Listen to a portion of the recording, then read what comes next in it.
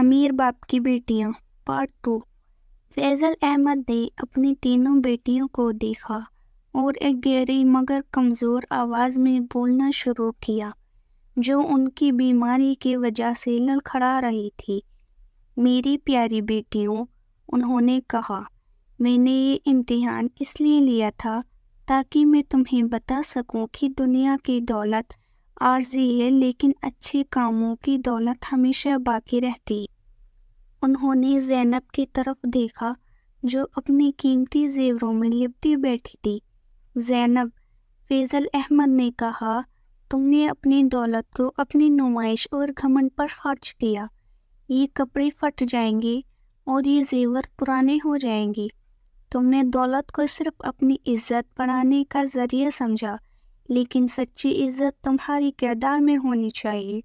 جو دولت صرف خود پر خرچ ہو وہ ریت کی طرح پھسل جاتی ہے۔ پھر انہوں نے فاطمہ کی اور دیکھا جو اپنی لاپرواہی پر شرمندہ تھی۔ فاطمہ، میری بچی، تم نے دولت کو صرف موج مستی سمجھا۔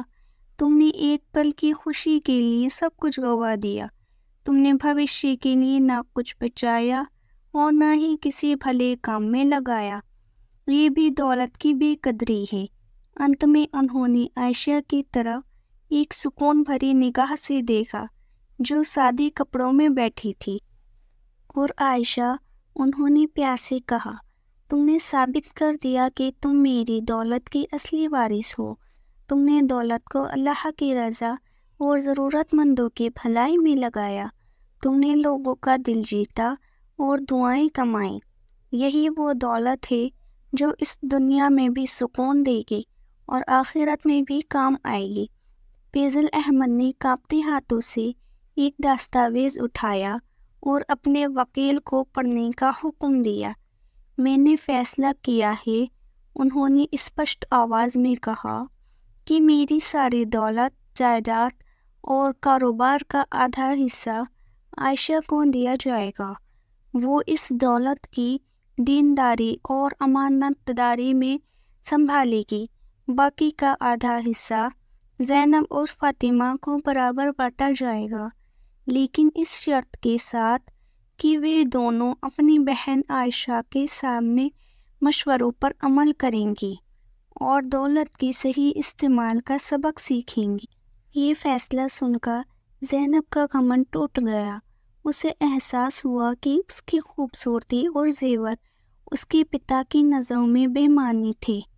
اس نے وہ عزت دولت سے خریدی تھی، وہ عائشہ نے صرف اپنی نیک نیتی سے حاصل کر لی تھی۔ زینب نے اپنے پتا کے پاس جا کر روتے ہوئے کہا، ابو جان، مجھے معاف کر دیجیے، میں نے دولت کو حقیقی نعمت نہیں سمجھا۔ میں نے ہمیشہ دوسروں کو نیچا دکھایا اور صرف اپنی شان اور شوکت کی فکر کی۔ مجھے پچھتاوا ہے کہ میں نے 1 سال برباد کر دیا۔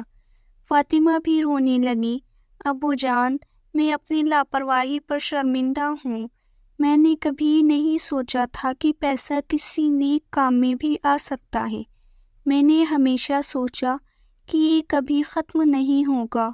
آج مجھے سبق ملا کہ ہر نعمت کی قدر کرنی چاہیے۔ فیضل احمد نے اپنی بیٹیوں کو گلے لگایا، مجھے خوشی ہے کہ تم دونوں کو اپنی غلطی کا احساس ہوا۔ میری دولت کم یا زیادہ ہونے سے کچھ نہیں ہوتا، لیکن تمہارے دل میں توبہ اور نیک ارادے کا پیدا ہونا میری سب سے بڑی خوشی ہے۔ کچھ دنوں بعد فیضل احمد دنیا سے رخصت ہو گئے۔ عائشہ نے اپنے پتا کی وصیت کو پوری امانت داری سے نبھایا۔ اس نے اپنی بہنوں کو بھی سہارا دیا۔ زینب نے اپنا گھمنڈ چھوڑ کر سادگی اپنائی اور غریبوں کی مدد کرنے لگی۔ فاطمہ نے موج مستی کو چھوڑ کر کاروبار اور دینداروں میں عائشہ کا ہاتھ بٹایا۔